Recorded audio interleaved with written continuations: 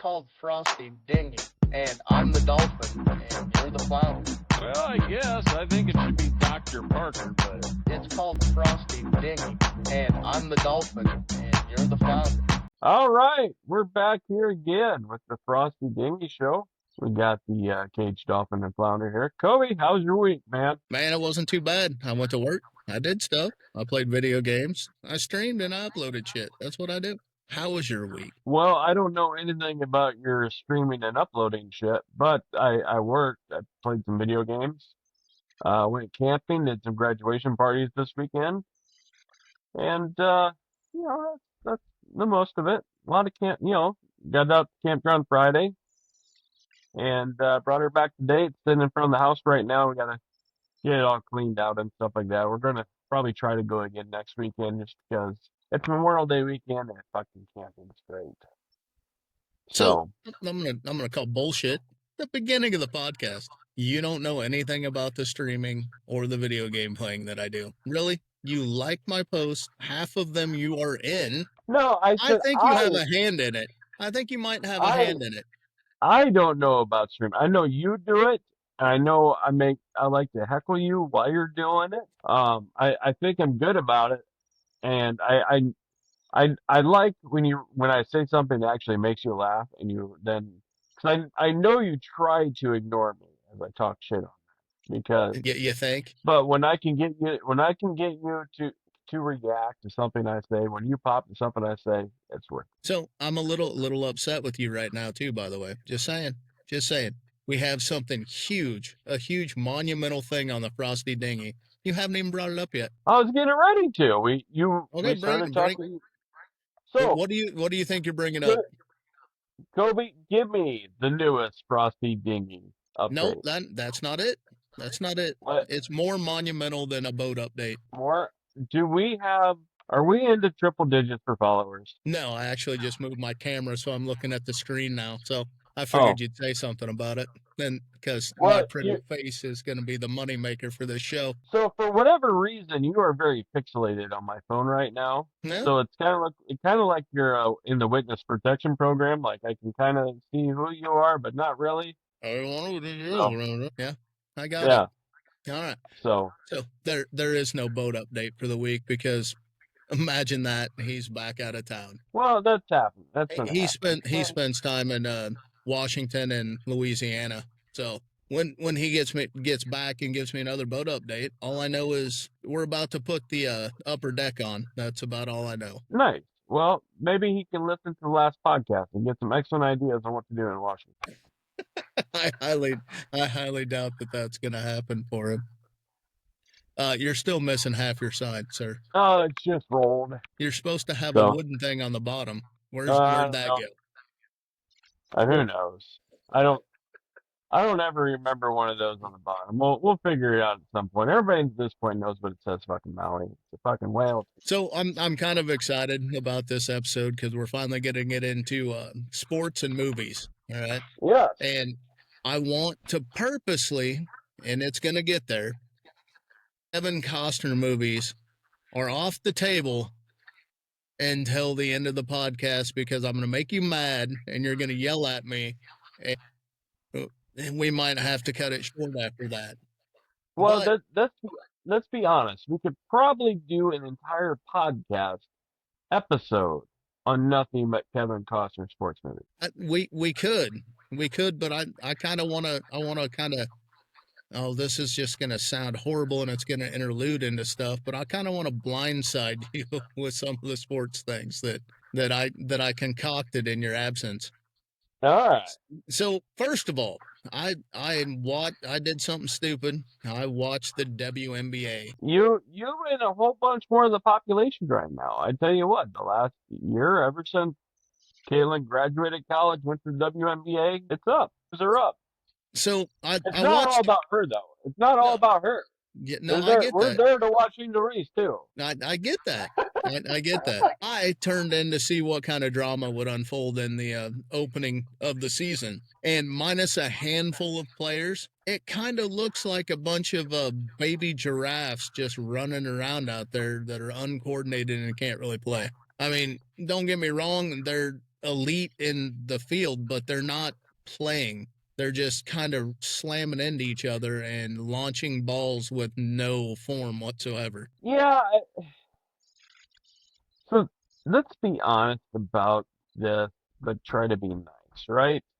Um, there was a reason why before Caitlyn went to the WNBA, people weren't watching. It's because there's a lot of bad basketball. Yeah, and don't get me wrong, there was a lot of good basketball players in the game, but there were a handful that just their level was just, I don't even know how they make it to professional Well, sports.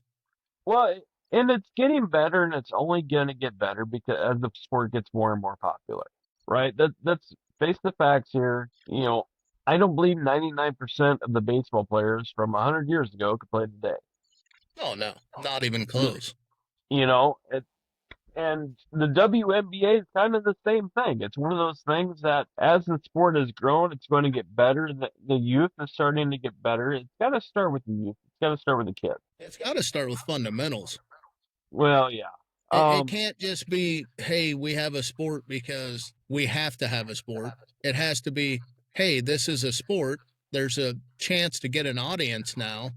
Now we got to start playing fundamental basketball. Yeah, it can get a whole lot better. I have no doubt it's going to. I think every year, as more and more college players come out, it's going to get better. You have some of these players that are good, but there's not enough of them.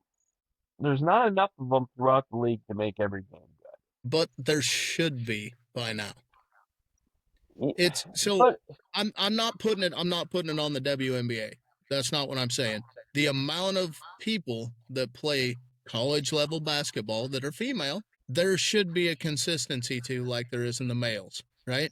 Everybody has foundation, everybody has fundamentals, everybody can dribble, everybody can pass, everybody can half-ass shoot, or they can shoot a layup not from their waist. That goes back to high school coaches, and it goes back to just half-assing it with the women of the sports. And right now it's coming out and everybody can see it because now there's finally somebody that can shoot.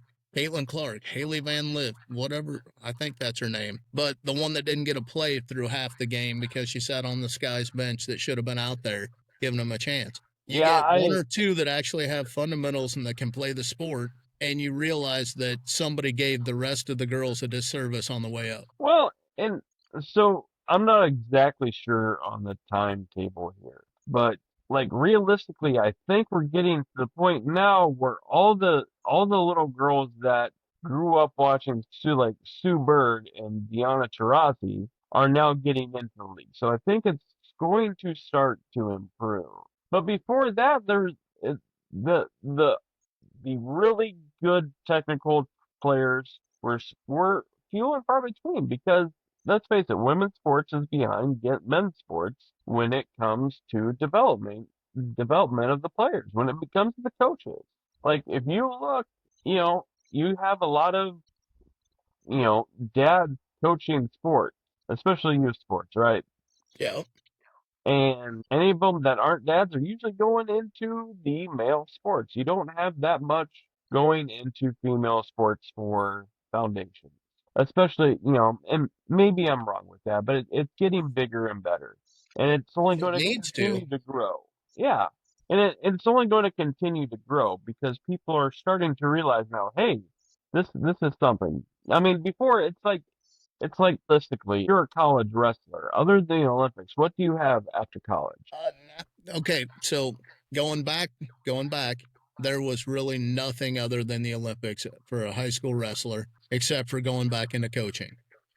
Now, the top tier of the wrestling is coveted by the MMA. Yeah, and that's their next step now. They get to go into MMA. Right. But before UFC and the big explosion of MMA, wrestlers were done after college, 90% of them. Yeah, and even once the WNBA came out in late 90s, early 2000s, it was kind of a niche. Like there wasn't that much popularity behind it because the fundamentals weren't there because it wasn't taught and trained the same way that males basketball is. And that is don't take this the wrong way. that is by no means any kind of knock on the ladies playing the game, because I have no doubts they're giving their hearts out, but they weren't given the same opportunities as the boys 20 years ago, 30 years ago when they were doing that, right? Like there's more opportunities for guys because of the fact that at the time there was already a future for guys. If you were like, LeBron James went to one of those private schools in Ohio that I don't even think it was really a school. It's just like an academy. The private It's school just, of flopping. well, I mean, he was there just to play basketball. I mean, I'm sure he did some academic cuts, but I mean, it's not like it's a public school. It's set up differently. It's set up to allow those people to grow and to become professional athletes. And that kind of infrastructure doesn't exist for girls. And so, like, if you are 12 years old and they think, boy, you're an elite athlete already, and you're going into junior high, pretty soon you got these academies that are looking to bring you onto their team. And that's just the way it is. And like I said, that kind of infrastructure is not there for girls. They're not trained the same way, so their technical skills just generally aren't as high as the guys. Which, like I said, this is not a knock on the girls. It's more the fact that the infrastructure wasn't there. But as the game gains more popularity because of players like Caitlin Clark, it's only going to go up. It's only going to become more popular, and the popularity is going to let the infrastructure get built that's required to grow the game. So, and on another end of that is they have a hard time getting support. So, and getting the fan following. But they do have a lot of people talking about it.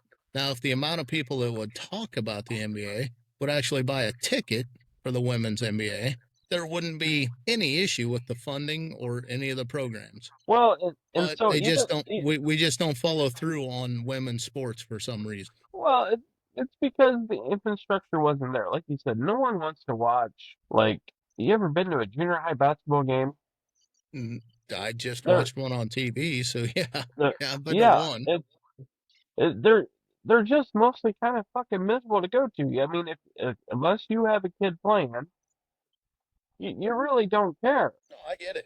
I get And I that. mean, it's because typically, I mean, you might have one or two kids from each team that are good or decent, but 90% of them are not good, and it's not really even fun to watch. So, I mean, unless you know the kids playing, you don't want to go because you're not going to be entertained. Like I said, so I mean, as as Caitlin grows this sport, the infrastructure will build, which is going to help do nothing but help get these girls to be better at a younger age, which is going to progress them more and more, which is going to make high school basketball better, which will make the college game even better, which will then work its way up to the WNBA. But like everything else, it all starts with the foundation. You got to have the foundation there in order to get to the top. So And just because I wanna be thorough on this and well, kind of a needler. There was at one point a big following on women's basketball when it was 3-on-3 half court. the six The on three six, on yeah. defense, yeah, the 6-on-6, yeah. So I so now, do you find that is a better form of basketball, or do you think that trying to play full court is the way to go with this? That's an interesting question. Hold on. You'll need to cut that for a second. Maybe, maybe not.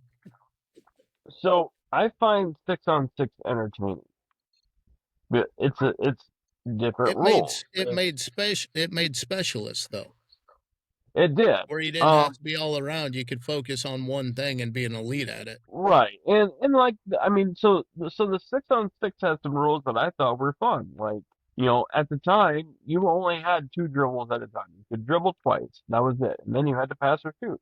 You couldn't sit there and dribble all day, right? So it made it more of a team game, more of a passing game. It was I'm kind of not, like a weird version of hockey yeah, kinda. I mean, because they it had was, lines and rules in between certain lines, and yeah, it was entertaining. I don't know if I liked it better per se. Um, like high school girls in Iowa became 5-on-5, I think, our freshman year. Yeah, it was quite a My while ago. Yeah, I remember my eighth grade year. Um, the eighth grade girls played their first game of 5-on-5. They'd been playing 6-on-6 before that. They played another school in 5-on-5, and they did a full court press like the entire game. And I think they won like 98-4. So that would have been like 92. Yeah, somewhere around So there, I believe. 92, 94, somewhere in there. so we're going back 30 years trying to talk about 6-on-6 basketball. That's why I threw the random question out there. I mean, is it something that we need to I revisit, or do we need to just get the fundamentals and the foundation for the current status that we have? I I think the 6-on-6 would have its positives with like the youth because it does allow them to kind of work on some skills that are important. But I mean, I don't know. I don't know an answer to this because, I like I said, I do have the answer. I'm just throwing out questions. So I thought 6-on-6 kind of had a neat niche. But like I said, it does kind of create specialists. Does it really kind of tie into the 5-on-5 game if you add it? The way I kind of see it, it's like going from T-ball to coach pitch to player pitch, right? Let's be honest. T-ball is completely different than player pitch, by far, yes. right? But it gives you a chance to walk before you start to run. Maybe starting youth on 6-on-6 wouldn't necessarily be a bad thing because they could focus on a couple things they're good at and really work on to continue to get better rather than trying to work on the whole thing. It's like I was talking to the local baseball coach. They had a baseball scrimmage Saturday that I went to, and some of the things they're missing are just the small details that, as someone who played the game, I knew. Right? It's one of those things that I was brought up around the game. I learned the game. I learned the small details of how to play the game. And you see these kids not doing those things, and it's like, damn, that's stuff you got to teach them. But here in Iowa, they're just able to start practice 2 weeks ago. You got kids missing most of the days for track meets or golf meets. Yeah. So they only get like 4 weeks of practice or 4 days, 4 hours of practice during the week with like the whole team. So how do you work on those things?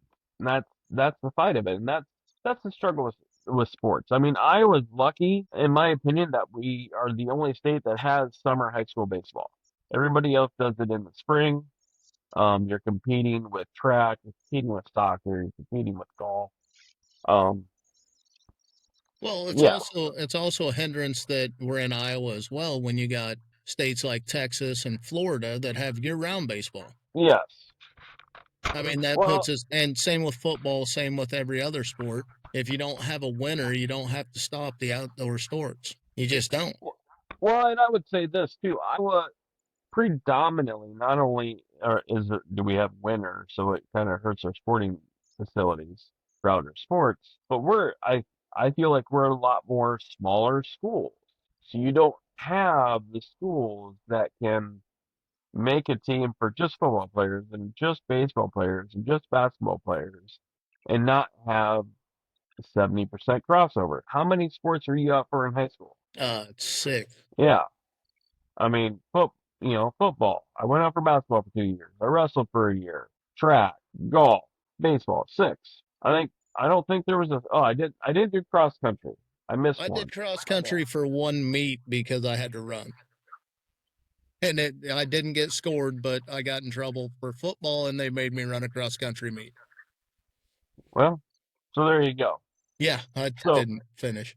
But so and that's the thing. I mean, here in Iowa, we don't have, you look like we just listed the 7 sports that were really high school sports when we were in you high missed school. volleyball Well, I was talking guy sports. and band.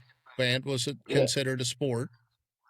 So it's one of those things. The options in Iowa are less because we're trying to do that much more. And we get a lot of the multi sport athletes that are, could get pulled up to a D2 school in baseball. They can get at the same time as football. And when you graduate high school in Iowa, you have to make a decision if you're a good athlete on what you want to do, right?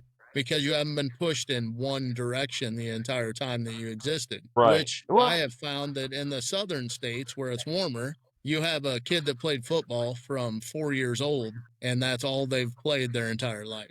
Where you got somebody that played basketball their entire life.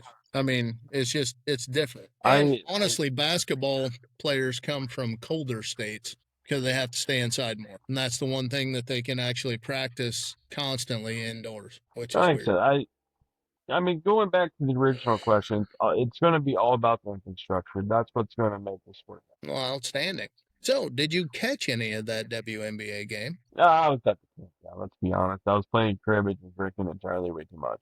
It always works out. I saw highlights though, thanks to TikTok, which realistically I need to get and I know I'm not repping today, but maybe we can get TikTok to like make us Frosty Gaming shirts like the soccer, like the old Wrexham jerseys with TikTok across the Frosty Gaming or something. I don't see that happening until we get some more Oh, followers there, buddy. yeah. Folks, if you don't have TikTok, you're missing out. And we do have shirts if you want some on TikTok. All you have to do is send a message, and Wes will make them with his bare hands That's right. and mail them out all himself, and it will be his lick on all the envelope. Are you at least gonna break out your bottle of vodka again today? I I have it right here. You better make sure, and you have to talk about your vodka every time, and keep it on screen while you're talking about it. Here it is. It's the Iowa State 1858 vodka from the Iowa Distilling Company. I can tell you it pairs excellently with Fresca, and I think later tonight I'm going to try straight ice and some lime juice. Lime juice with the Yeah, vodka. I don't think I'm even going to mix it with anything besides lime juice. Just squeeze half a lime in it. Probably throw the lime in with the drink because Well, it's smooth. I'm extremely excited that you found something to promote, even though they don't want us to every episode, and it's going to be in there until we're told not to. Yeah, if you want to send me a cease and desist letter to stop repping your excellently made vodka, I guess Which I will. which is extremely good, by the way. I tell you this: if they want to send me the cease and desist to stop talking about their vodka on our podcast, I will frame the letter and have it. And then we'll talk about the letter Yes, and and how good the letter was. not the excellence that is the 1858 Iowa State vodka. Outstanding. So the reason I brought up the WNBA and got us off of on a little tangent there for a little bit is my favorite thing to watch is women's sports. It always has been ever since I found softball. I mean, I traveled from the college I was going to down to San Antonio, Texas on spring break to watch college softball. I love it. It's a great time. Now, there's other women's sports. Not a huge fan, but I still support them. So that whole first part was we need to support more of the women's sports and get the foundations and the fundamentals. And once a spotlight gets put on a sport like it just did with the WNBA, need to have the people backing it that actually have the fundamentals to compete in it, other than a handful of people. Well, I'll say this: I love watching college softball. At my little school I went to here in Iowa, um, yeah, I really enjoyed going to those games. We would take the old '87 Ford Aerostar with the single sliding door, the outfield. We would park that baby with the non-sliding door towards the field, so that way we could keep our keg and the trash can hidden from all the people watching from the field. We had a futon that we would pull out of the Aerostar and lay out in the back, so that way we could sit out there and we would drink our keg beer and watch softball. It was a blast. I love watching softball. It's fun sport. It's great, and we had some really good softball players at the Penn. It was always a good time. Always a good time every softball game I went to. In fact, the graduation party had just left. They had college softball on the TV, and there was 30 people watching in the chair. College softball. I love it.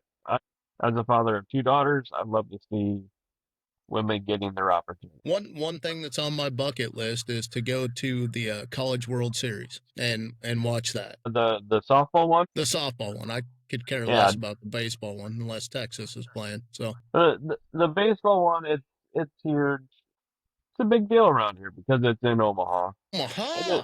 Yeah, Omaha. Yeah, I mean the new field is cool. When I growing up, it played right down by the Omaha Henry Northern Zoo. They had the stadium there that they had the College World Series, and the Omaha Royals played there. It was great for the College World Series because it held 25,000 people, which would want to go to a college baseball game in the World Series. For the Omaha Royals, it felt like a empty cavern because they don't need much more than about 8,000 seats to be fair at minor league baseball game. You just don't, Yeah, unless no, I get that. unless you're playing in Durham and Michael Jordan just unretired from basketball to play minor league baseball. You're not getting much more than 8,000 people at a game. It is what it is. So yeah, the two kind of split. They ripped down Rosenblatt.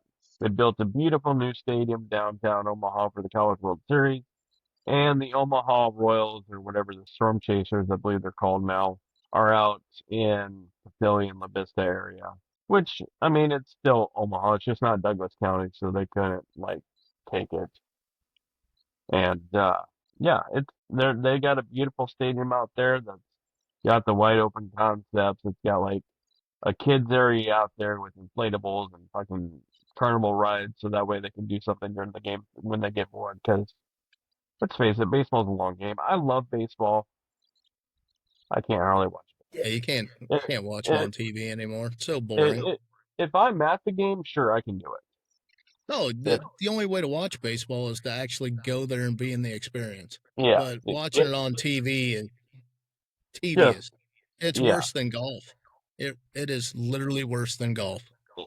it is. I love golf. I love watching golf on TV.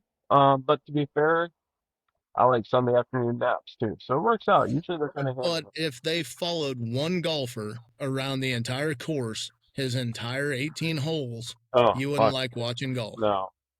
That's So- the same as watching baseball. Is you're So- watching the same golfer walk around for 3 innings before he hits a good shot. So let's go through the list. Obviously, we just said baseball. You have to be at the stadium. NFL, would you rather watch the game at the stadium or on TV? I'd rather turn the channel either way. I'd rather not watch an NFL game at the stadium or on TV. Wow. Yeah. I have lost 100% all NFL fandom. well, to be fair, you were a Bears.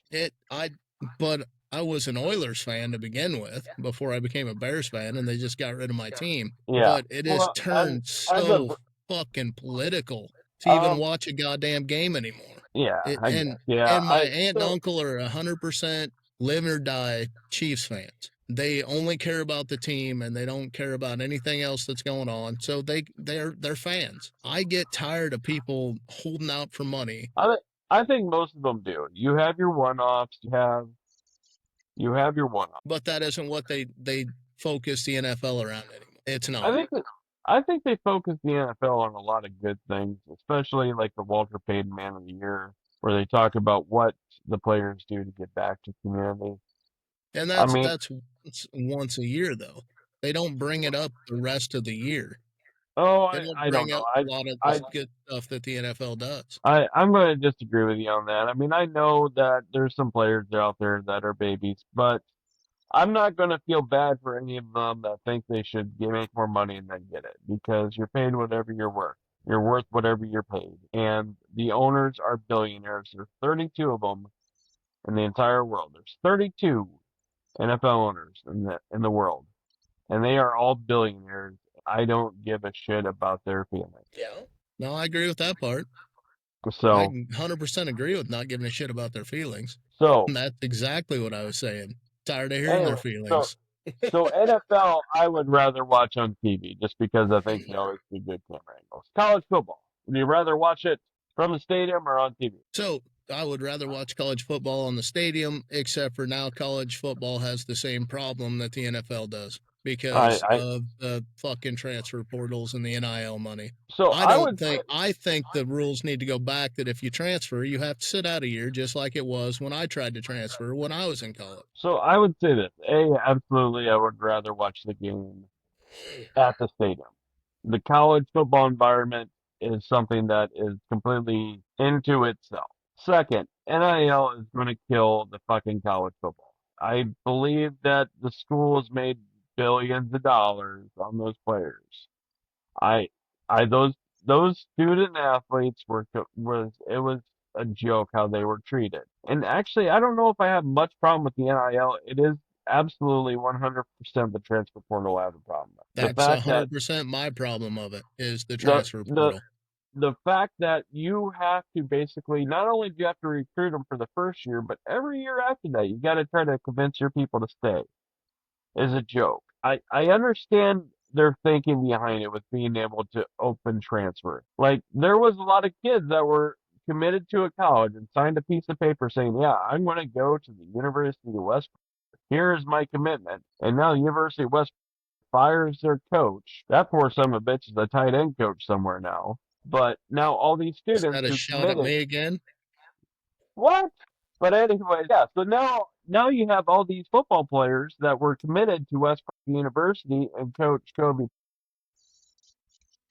and he's Thanks no for longer throwing out my there. whole government name. I appreciate that. I thought we'd gone over that by now. You know what I'm saying? Like, so that's why they had to open it up because you had to let kids kind of have a chance if they're, but they just went too far with it. It's wide open now, Yeah, there shouldn't be and any. That and it's coach is just offering me more money. I got to go. yeah, and so it was like that quarterback from Tennessee. He was going to hold out in the bowl game unless he got more money, and then he told Tennessee, "Yeah, I need more money or I'm not coming back." And they kind of took the hard stance. They're like, "No, we're not. You're getting $4 million in NIL money. We're not giving you any more." And now he And plays he for a ended up, million because he wasn't worth 4 million. yeah. I mean, he lost on himself. He bet on himself and lost majorly. He was the And I first don't college holdout. and I don't feel bad at all because that was his own choosing. He chose to do that. And they called his bluff and they said, "No, we don't want to pay you anything actually. We don't even want you anymore." And here's the thing, he wasn't even a top 3 quarterback in the conference. He was before he went to Tennessee. He was in the top 10. But then So his performance at Tennessee was shit, and it dropped him out of the top 20 in quarterback production, and he tried pushing it because he's a greedy. So, in my opinion, yeah, there was a lot broken in the NCAA. Something had to be done. But they went from alpha to omega in how they do things, and it's made it worse. It made it better. It made it better for the student athletes. It made it worse for everything. Like I have no issues with student ABC signing some jerseys and selling them. That should be cool. That should be allowed. I have no issues with that. Yeah, they should be able to make money while they're in I college, but they shouldn't make multi-million-dollar deals while they're in I college. I don't like Texas billionaires like oil tycoons deciding, "Hey, we're going to spend $100 million on our college football team this year because I want to win it." That I don't. And that's what it's going to be. Whoever has the most money is going to compete, and that's all the big top 5-star programs. So next The sport, little guys are going to die. NBA. Watch it live in the stadium or watch it on TV. Make it go away. Bingo. Let's be. You know what my problem with the NBA is? They need to adjust. And one of the fun things about fucking baseball is every stadium's different. Every field's different. There's no standard, right? Golf. Tiger Woods came in and he was hitting the fucking ball like no one's ever hit it before. Everybody extended the courses. Now everybody in the NBA is like 6'7" and can shoot the ball from 32 feet out. Fucking make those basketball courts bigger. Have you seen the NBA court when you got 10 NBA players on the court? They make the Yeah. court look small. Yeah. Fucking make that fucking court the size of a fucking football field or half a football field. Make them fucking work. That might get me to watch more. Open it up. Make it bigger. Like I said, I would really like to see them open up the court, make the court bigger, play it on like half a football field. Make them fucking run and move and fucking work. They don't. The basketball players now would never go for that So, at all. next sport, Yeah. college basketball. Go to the arena or watch it on TV. March Madness, maybe. But other than that, I don't remember ever watching a game. That's fair. And I don't even watch the games in March Madness. I just put the money on the bracket and still don't watch the games. That's fair. Let's be honest. I don't watch college basketball either. So I'm going to say if I'm going to have to watch a game, if you're buying me a ticket to the local college game, I'll probably go watch and enjoy myself just because the atmosphere at college athletics is crazy. But that's all the way through. College basketball, college football, definitely I want to be in the See, if you would stands. asked me this question like 5 years ago, I'd want to go to every game. Okay, so I would say this next one is maybe different to me. College wrestling. I haven't gone in so long. I don't think I'd want to go to that either. And honestly, 90% of that would involve what school is wrestling. I mean, seriously, Iowa State, Penn State, or Oklahoma State, somebody that's actually good, I'll go to. But I'm not going to go to like Indiana. Right, but so let's put it this way: say Iowa State's wrestling Penn State, right? Okay, tomorrow night, that Carver Hawkeyes. Interesting place for Iowa State and Penn State to be wrestling, but okay. Okay, Iowa, Penn State, whatever, doesn't matter. I meant Iowa when I said Iowa State, Penn State. I know. So Iowa, Penn State are wrestling tomorrow at Carver Hawkeyes. I say, hey, I buy a ticket? No, I wouldn't buy a ticket. no. Would I go if somebody gave me a ticket? Yes. Yep. If I said, hey, Kobe, I got 2 tickets. You want to go with me, or do you want to watch it on TV? So it's not costing you a dime either way. You paying for the hotel? Hotel? We don't do hotel. I thought we covered that in the previous podcast. No, I've lost the luster of going to sporting events. I really have. So these questions aren't really fair to the sport when it comes to me because I've gone to so many that I'm over. It's good to know that I'm not the oldest guy on this podcast. I'm not old. I'll go out and play every one of those sports and go break myself. But I don't want to go sit in a stadium. We went a total different direction. We did.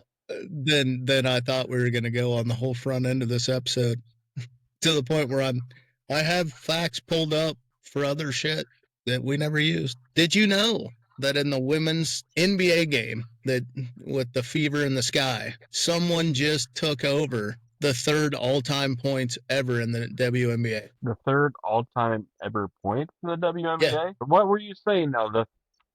Someone just became the 3rd highest scorer ever in the WNBA. So when we started the sports talk, I just wanted to make sure that we threw out that there was a lot more to that WNBA game than what people are building it up to be.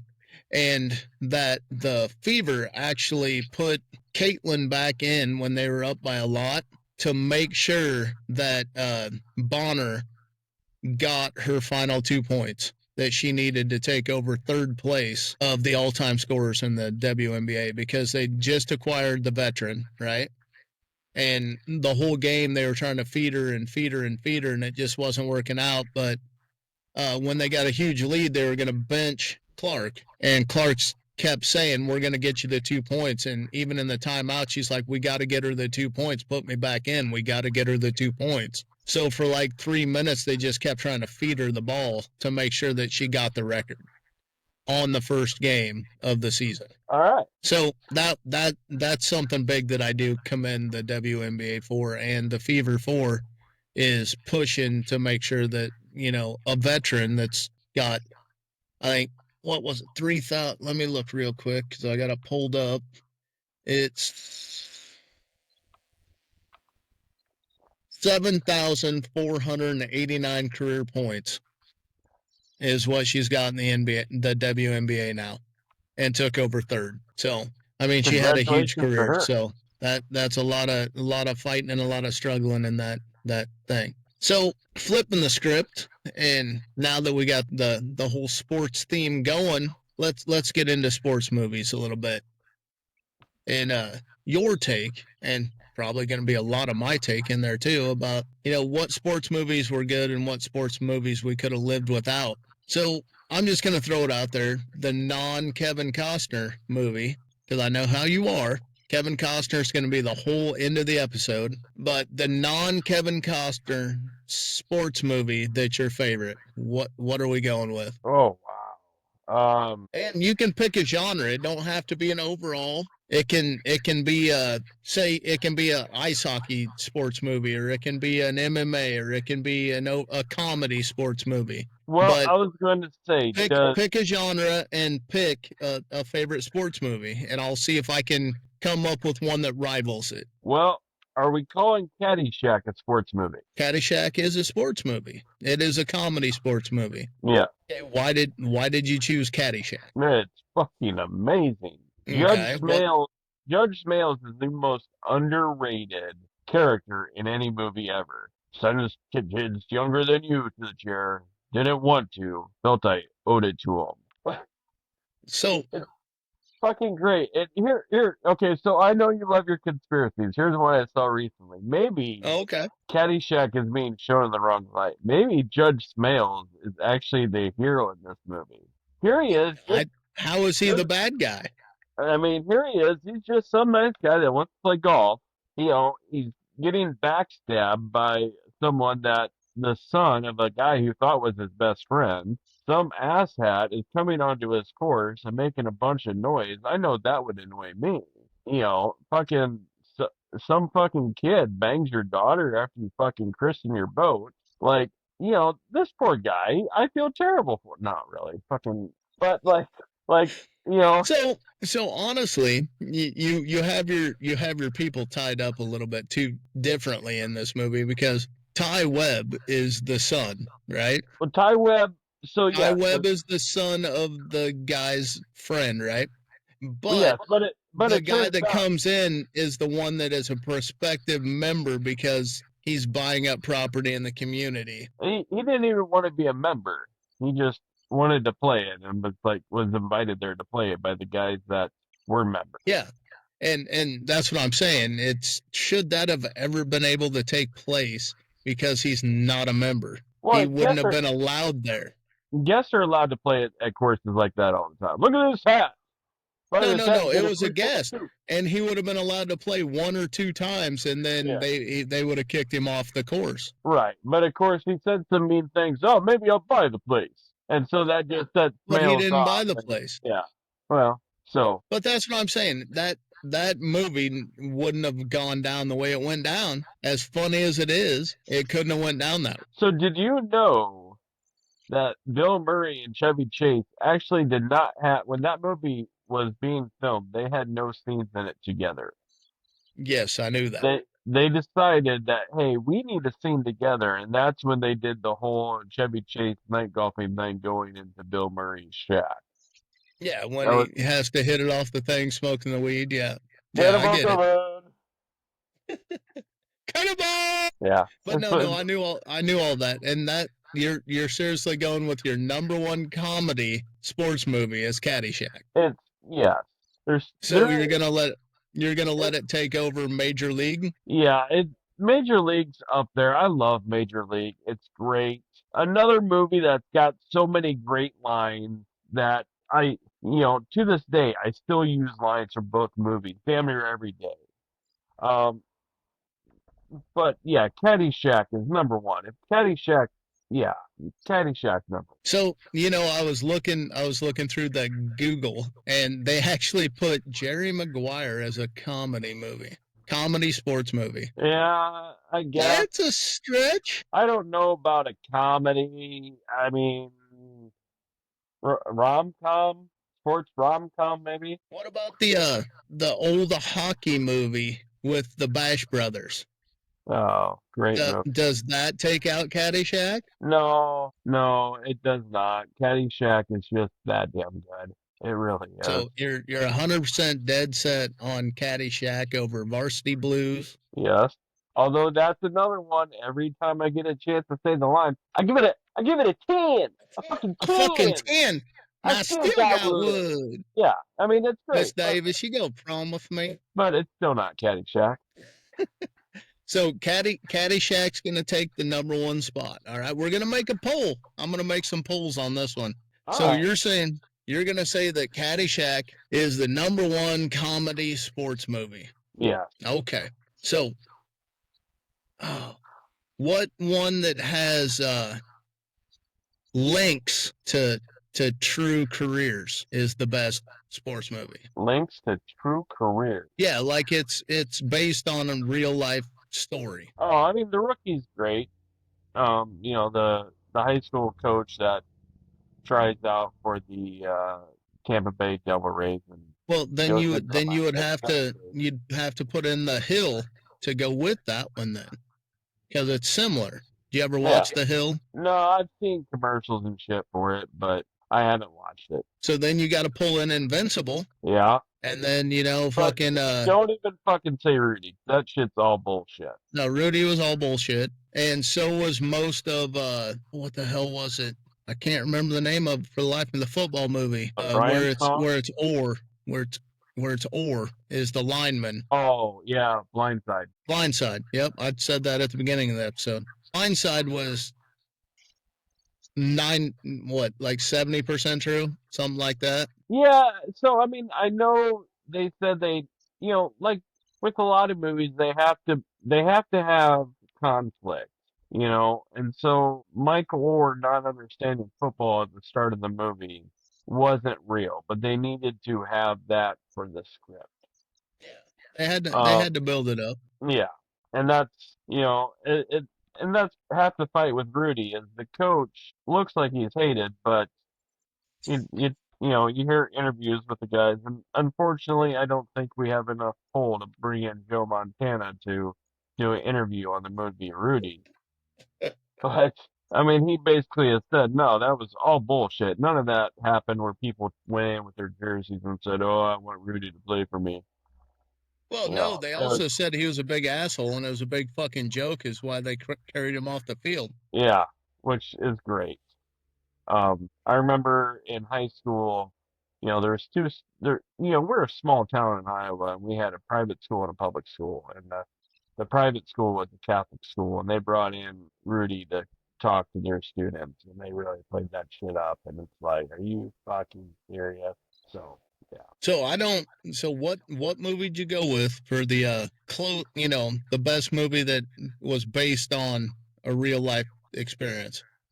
Which one are you going with? I guess I'll go with The Rookie. I will go with Moneyball. Moneyball's a lot of bullshit though. Like a lot of I know I get there's a lot of bullshit there, but I love Moneyball. I like the movie. Don't get me wrong. And it's based off a true story. Yes. One of the. I mean, honestly, there's one scene right at the beginning, not in the beginning part, not right at the beginning, but when he goes to find the guy in the office, right? Yeah. I had a flashback right there to Jerry Maguire. Who's coming with me? Holding a fucking bag of fish, but that's ultimately what happened, though, is he bought the kid. Yeah. And then it's a great story after that. And I understand that it probably went a lot different than what they showed in the movie. But well, I mean, it was really based off reality. They did win 20 in a row. It was an amazing fucking run. I mean, they went with the fucking theory of cheap players. Yeah, but at the same time, that was when they had like Zito and Mark Mulder on their rookie contracts. They had an excellent base. They just didn't pay. Miguel Tejada. Yeah, I mean, Eric Chavez. They had an excellent base under rookie contracts or under cheap contracts. Which they found with their fucking their room. Losing Damon and Giambi was big for them, but at the same time, it wasn't like they were going to be a good team. But they put together a team by skimming. I mean, they picked the low price players that were being overlooked. Yeah. And they were taking like Dave Justice, who, you know, the Yankees were paying part of their contract. So, and I would say this, unfortunately, Moneyball has become more and more prevalent, and I don't mean paying players less to do more or whatever, but like now general managers are more involved in the day-to-day rather than the managers. The general managers will decide, hey, these two relievers are not available today. I don't want you to give him any pitches today because he's at the count I want him at for pitches for this week already. To me, I don't know. That's it let the GMs take too much control over the coaching. Yes, You look at some of these manager hires now. They're old players. They know the game. Don't get me wrong, but they're limited by what the general manager will let them to do. The general And managers have too much I know what control. you're saying. I know exactly what you're saying, and I agree with what you're saying. But I don't believe Moneyball is the best representation of that side of it. The best representation for that would be Trouble with the Curve, the Yeah, Clint Eastwood movie, yeah, I because know them both. Clint Eastwood is leaning on the backside thinking, right? And all Yeah, of that. But Matthew Lillard is the person that's trying to become the GM that's tracking every single pitch, every single hit, every single, curveball, every single speed velocity. And he's yeah. running it all through algorithms and on his computer. And that's what is actually going on in the new aged MLB. It's not the Moneyball philosophy where they're just trying to, get the best players for the least amount of money that landed in certain categories. Well, and I think sports science, I guess is what you would call this, is becoming more and more prevalent. Like you look at the NFL now, you got teams like the Lions, they go out for it for fourth down more than any other team. And the thing, I mean, you look at the stats, it's like they get first down and fourth downs like 35% of the time. So now, yeah, sure, you could have punted 65% of that time and maybe gained them 30 yards, but realistically, you might be getting touchdowns because you're going for it on the fourth down. So the sports science is becoming more and more popular, and it will continue because, that's how Well, it works. the analytics side of it is. I mean, they run it through like a computer before they actually do anything anymore, which is Yeah. ridiculous. But the odds are there, so you might as well play the odds. I mean, Yep. you got to run the analytics. Yeah. I mean, So and it's like everybody knows. I mean, on their coach's card, it has basically the rules you can say for going for two versus kicking the PAT. Hey, if you're up by six, go ahead and go for two because that makes it eight. You know what I mean? Like, yeah, yep, you're and, running the numbers game. and it used to be the same way with the NFL draft. They had the trade chart that Jimmy Johnson and the Cowboys came up with, saying, it gave a value to every draft pick. And that's how they based whether or not trade was going to go happen. Hey, I will give you my first and my third for your first. Well, you're short. I need more. And, it's all bullshit numbers, but someone came up with it and other people liked it. Pretty soon it was the accepted practice. Exactly. So we got multiple options now for the lifelike movies. So what are you going to go for the best football movie? What's the best football movie out there? Wow. Just overall most entertaining football movie that you've ever watched. I mean, I figured first right out of your mouth would be Draft Day because it's all No, about the Browns. I hate that movie. That movie's fucking dumb. How do you hate that movie? That's a good movie. The fucking trade the whole trade thing wouldn't happen like that. It's not gonna work It that just way. did. No, it didn't. Um And it was the Browns. No, I would say that was like a fifth rounder. That doesn't even hardly count. I would say my favorite football movie probably is The Replacement. I was wondering if you were going to go there. It is also based on a real life happening. Well, yeah, I mean they did bring in the scabs for lack of a better term. Actually, But that's yeah, a lie. it There is was a better based on term a for it. real life happening, but Yeah, it was made an over yeah, exaggeration of it that's a comedy. yeah. And There's just so many things that are great in that movie. The kicker, getting ready to throw the game because he owes Nigel fucking Gruff, he owes money in fucking North Ireland or whatever, so they were gonna fucking hurt him if he didn't miss the kick. He's Chitter Shans, wary. you shaved my ass. He's wary. Say it. Sweatery. Yeah. Um. Gotta It. find your dick first, Tubbo. The that movie's great. It makes me laugh every time I watch it. So yeah, that's my favorite film.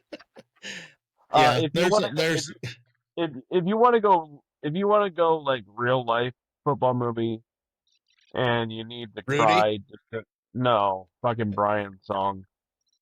Um, Brian's song to this day will bring a grown man to tears. But yeah, I have never seen that one. it was. I can't remember the guy's last name. He was a Chicago Bear, and he died of cancer, I believe. He was an active player, got sick with cancer, but it was pretty bad. Yeah, no, I never got into that one. But I wasn't sure if you were gonna go with the Replacements or the program. Program's okay. I like it. I Program is enjoyed it. awesome. So what's funny is like how many of these things don't I don't enjoy as much in my 40s as I did in my 20s. It's like Blink 182. I still like the thought of putting on Blink 182, but saying work sucks, I know when I was 21 was a hell of a lot more fun than when I was 46. Yeah, but it's still fucking. It still plays. Work Eh, sucks, and I still know. yeah, but it's a lot different. Would you be mad if I left you roses by the stairs? Little surprises let you know I care. Right. It's just it just doesn't play the same as now as it did 20 years ago. It doesn't hit the same. I think there's a lot more to it nowadays than there was back then. Because nowadays it's just more prevalent, all the shit that the boosters are doing, trying to get people there. Well, it's like Any Given Sunday, fucking That's also a great football movie. yeah, and it almost seemed outlandish back when it came out, and now it's But getting closer and closer, but because the world is becoming more and more outlandish, to be honest. I don't know. I think the program cut out parts of the movie after it was released. Yeah, I think that's a little bit more of a instrumental movie if you have to remove parts because kids are following it. Reading magazines laying down in the middle of a four-lane street. I'm not saying it isn't instrumental. I'm just saying for me personally, it hit closer in my 20s than it does in my 40s. I can see where you say that, but if you played that movie right now and fixed the graininess of it because we don't have VCRs anymore for 20-year-old kids right now, it would still hit just as hard as it did us back then. Yeah, The Replacements is still just a comedy. yes, and I would say that is 100% true. My son would probably really enjoy the program. He's 17. He's the age that movie was meant for. I'm Yep, 40. and I'm you I'm need to play it for him.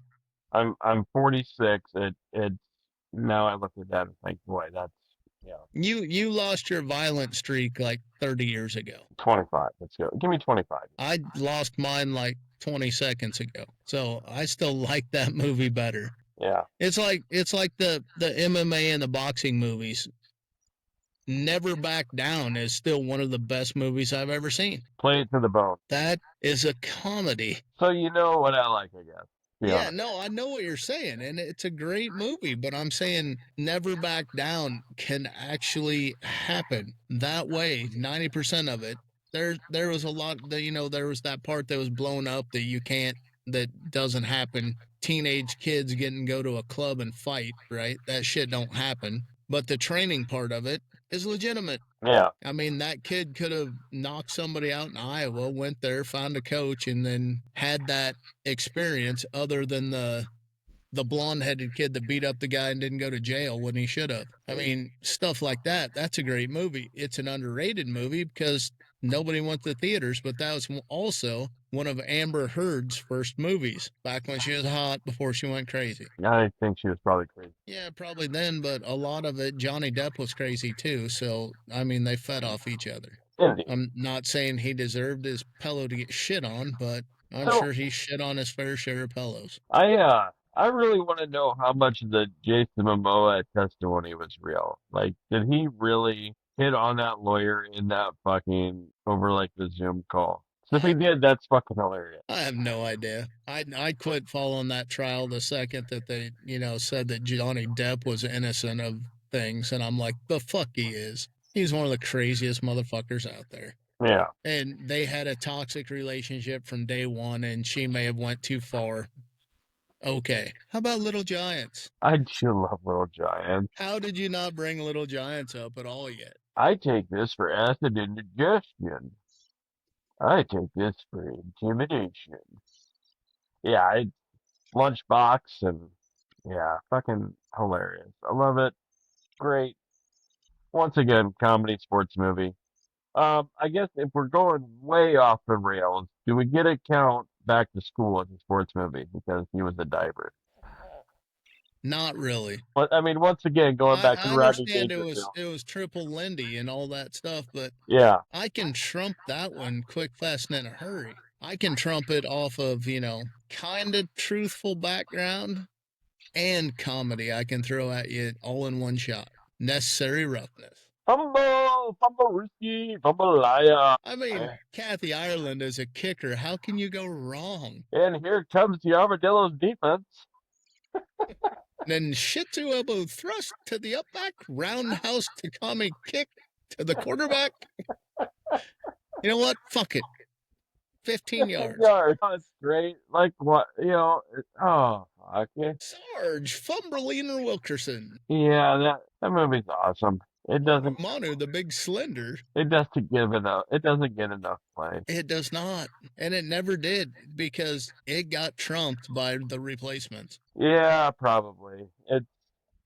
I mean, the replacements. It was taken off, and then the replacements came out, and it just shut down all the replays of Necessary Roughness. Well, that part was Shane Falco finding the trophy off the football off his trophy and doing the play underwater as he, taking the ball and stuff about on the ship is great. And banging the cheerleader and all the other fun stuff. If I wanted him to have the ball, I would have called it that way. Great what movie. do you got to have to win?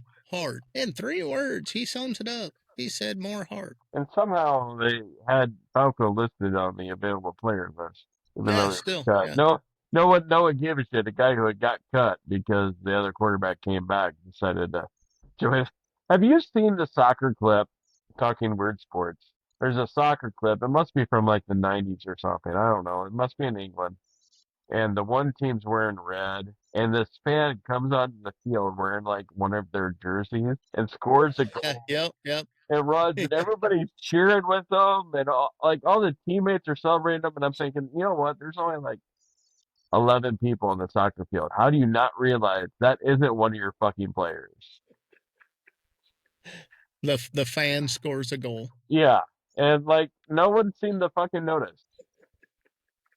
Yeah, no, I saw that shit. Josh, Jace, what's up with that?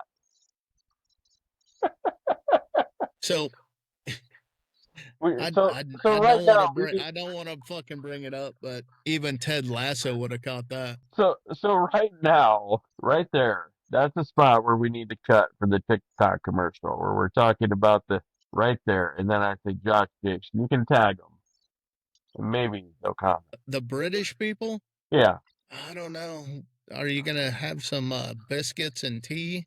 Just the Ted Lasso recipe. Just the Ted Lasso recipe. Are you gonna? Why don't you just start eating beans and toast every episode, and we'll see if we can get him gross. In there. I hate beans. Period. Gross. But they're the musical fruit. The more you eat them, the more you toot. You know why Bush's... The more you toot, the better you feel. So let's have beans for every meal. You know why Bush's baked beans only have 239 beans in a can? No. Because one more and they'd be 240. Yeah, no, I get it. It wasn't that funny, but I got it. It's that funny. Shut the fuck up. You don't know funny. You know what I know? I gotta hit basketball movies real quick. Just because. What's your favorite basketball movie? You're probably gonna say Hoosiers. I do love Hoosiers, I think it's too fucking outdated. Space Jam? You're seriously going Space Jam? The original Space Jam? Oh, or yeah. the LeBron Space Jam? No, the original, I guess. What other basketball movies are there? Let's see. We'll go with my favorite, Glory Road. Never seen it. The one about University of Texas and creating the the program and fighting against racial cultures and all that shit. And then you got Coach Carter. Yeah, I haven't seen it. Samuel Jackson, where he locks up the gym. I know who's in it, but I haven't seen it. What was the next one that I just had roll up there? He Got Game. So I guess if you're going to ask me what my favorite basketball movie is, I guess the only answer I can say realistically is White Man Can't Jump. Yeah, I hadn't got there yet, but yeah. White Men Can't Jump, huh? That's really the only one I know. I'll take Space Jam over White Men Can't Jump anymore. It's more entertaining and has lasted longer. But the Bastookies are coming. The Bastookies. Sorry, that's White Men Can't Jump. Oh, I'm yeah. I gonna mean, come back and put my mouth where this money is. Does that make any more sense? you can listen to them, but you can't hear 'em. I can hear Jimmy. Yeah. So it's entertaining and dumb at the same fucking time. What about Air Bud? It's a basketball movie. Shut your whore fucking mouth. Well, there's got to be a lot more basketball movies that we're forgetting. But I'm sure there is, but those are the ones that I mean, still, you need to watch Glory Road. no, yeah, I'll put that on a list of shit I won't get. Yeah, I know, but it's actually a great movie, and it's a historical movie. It's not just basketball; it's a historical movie. All right. And I can't believe that we didn't bring up for football movies. We Are Marshall. Yeah, that's a good movie. We got talking about the good. So I hate to do it. Now I hate to unleash this because I know it's your favoriteest thing in the whole world. Kevin Costner sports movies. Where would you like to start? Well, this just Are you going to start with your best movie ever that was like your dating go-to because it had everything that both sexes wanted? That's true. So I would say Kevin Costner sports movies are, to me, what women consider the Hallmark Christmas. Like, they're terrible, but they're great. They're not terrible, though. But they're terrible. But they aren't they're terrible. Also great. They're addictive. They're addictive. It's kind of like going back to Ted Lasso, season 3. Hey, you got to bury this with Trent. What the fuck is a Hallmark Christmas movie? Oh, it's about a girl who left her small town. They moved to the big city and fell in love with a prince or Santa Claus or a king or her former crush. They're horrible, but they're great. But they're horrible and also great. That's Kevin Costner's sport movie. But they're not horrible. They're just great. They're fucking fabulous. Wow. So, I mean, realistically, if we're talking baseball, you have Bull Durham and For Love of the Game. And keep going on baseball, buddy. What one am I missing? Oh my God, how the hell are you missing Field of Dreams? Oh, fuck. Jesus Christ, man. Yeah. Yeah, no, and what the fuck is wrong with you? Yeah, no, that's my bad right there. And there's also a documentary called Fastball. So of those three, Field of Dreams, Bull Durham, and For Love of the Game, if it's on TV, I'm watching all. Like, they're fucking great. So the best of them, in my opinion, is Field of Dreams. I'm sorry, let me rephrase that. I fucked up. Not the best one, but the best one to me is For the Love of the Game. The best one for the normal audience and had the most following is Field of Dreams. And the one that should have never been produced is Bull Durham. That's a bold motherfucking statement. Bull Durham sucks. It's horrible. I believe in the pussy. And it was because of inappropriate casting. Susan Sarandon was wrong. That was the dumb. If they wanted to do something, they should have switched the characters between her and Millie, but Millie wasn't old enough. But they could at least got somebody somewhat attractive to play the hot love interest. I mean, seriously. Tim Robbins is great in that movie as Nuke Belushi. The manager, I can't think of what his name is, but it's fucking. I think the managers were the only good part of the movie, other than Kevin Costner. Well, Nuke Belushi was the dumbest character ever created, which is why he's great. He was fucking horrible. Oh yeah, the fact that he is so dumb is what makes him great.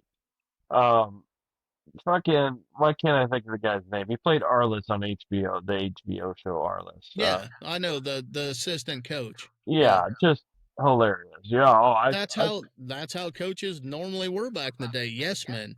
That's all they did. That's all they did.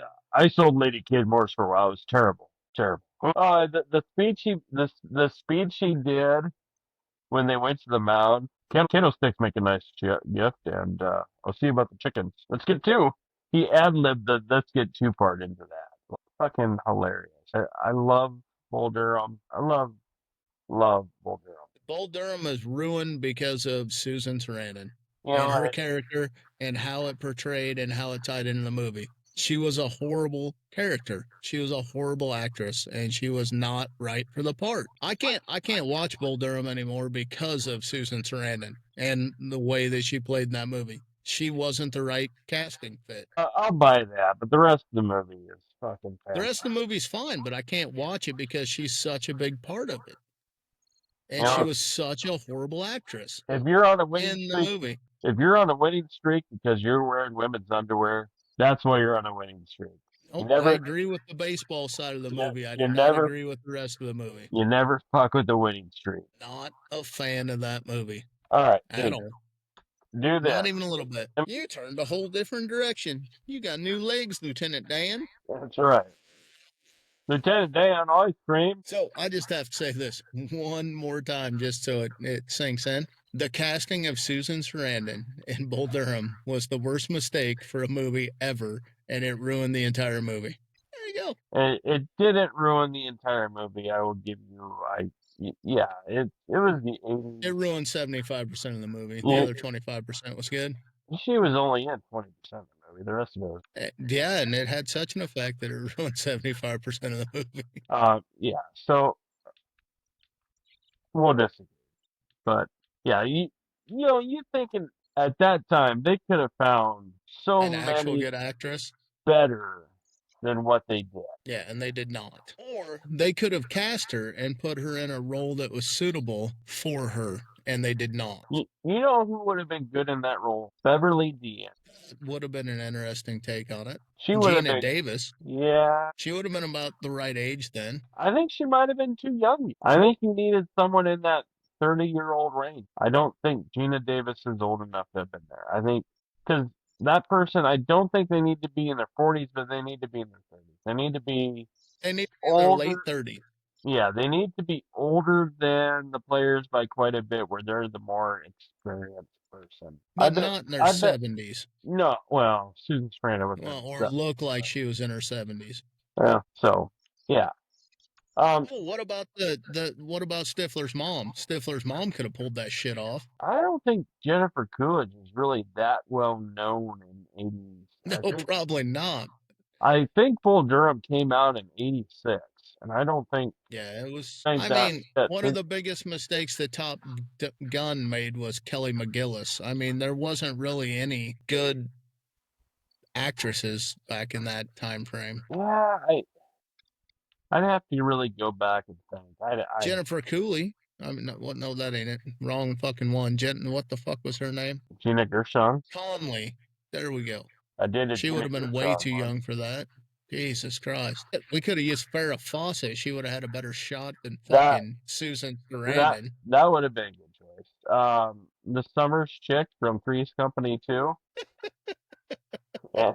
Suzanne Summers. Yeah. She would have had her thigh master all over there. That would have fucking even made that little pop in the fucking clip thingy out the stockings better. Yeah. She would have had her thigh master going the whole time. That's right.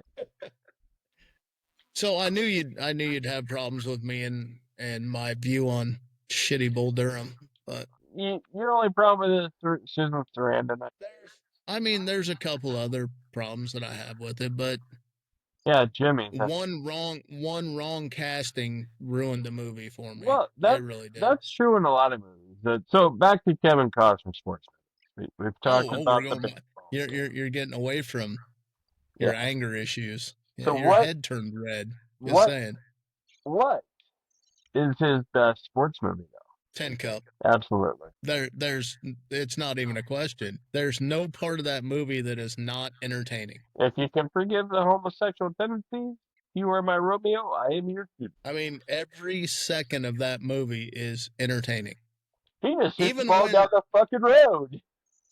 Even when he's driving his car, it's entertaining because of the shit going on with his car. Because he's flat, broken, busted, all tapped out again. That fucking movie. And then all of them are fucking sleeping in the Winnebago that he lost to him.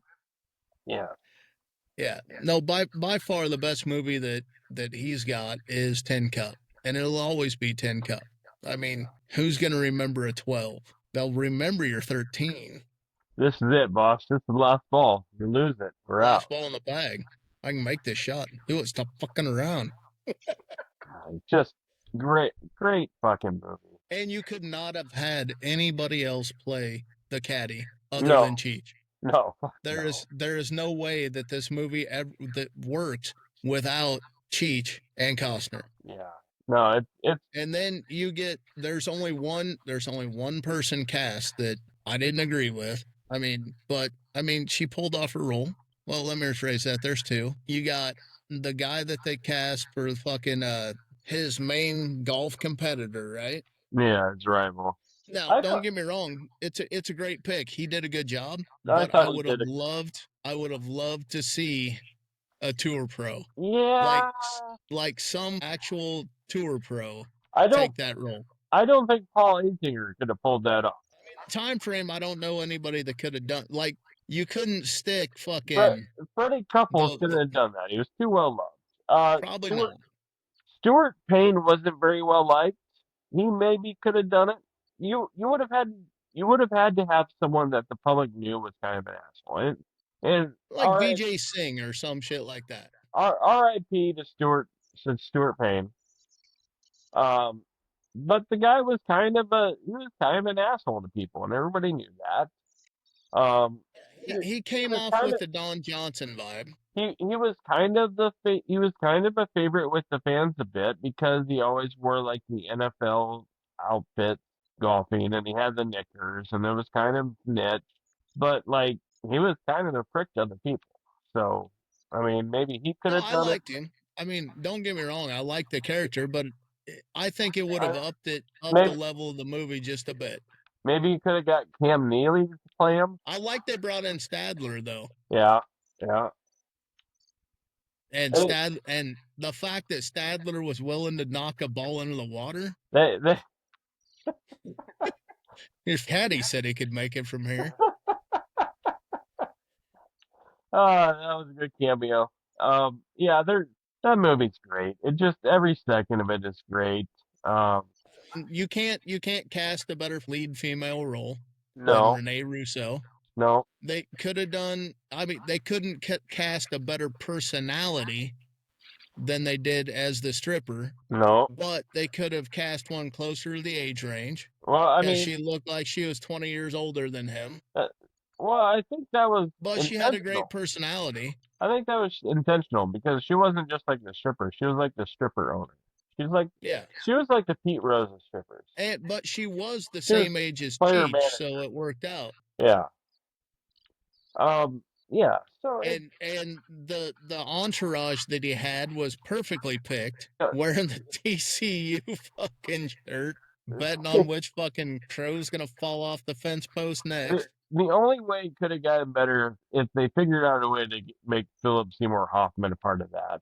If Philip Seymour Hoffman was part of that fucking entourage, it would have been better. It was pretty goddamn. So did you ever get the what was it? Did you ever figure out the riddle before you knew the answer? Did you get the riddle? Oh, about the man and the son that got in an accident? So there's two people riding in a car, father and a son.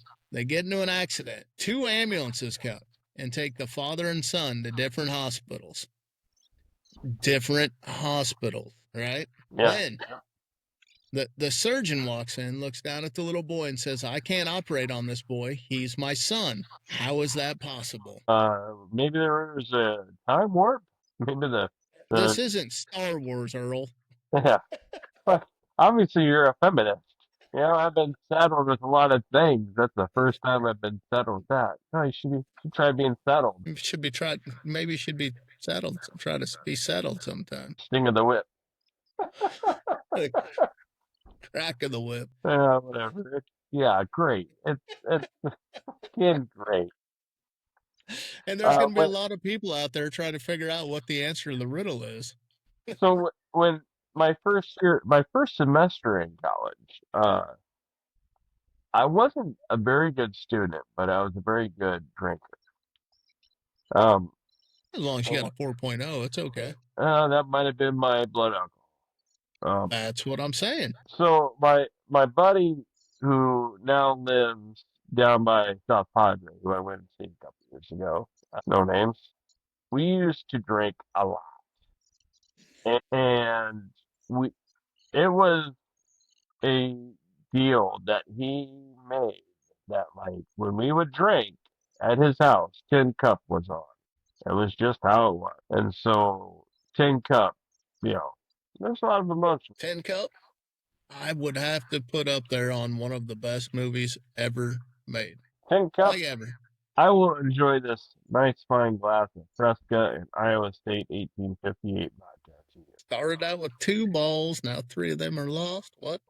Oh, that's backwards, ain't it? Chili dip. Started out with 3 balls, now 2 of them are lost. Chili dip the 6-iron. Little chili dipper. Great. 7-iron. Can't fuck that up. Hey, man, you see who hit that? He's gonna hit it through the fucking bar. It's a 104-iron. Just keep it low. He's gonna hit it off the shitter. He's gonna play it off the shitter. Rome's, get control of that guy.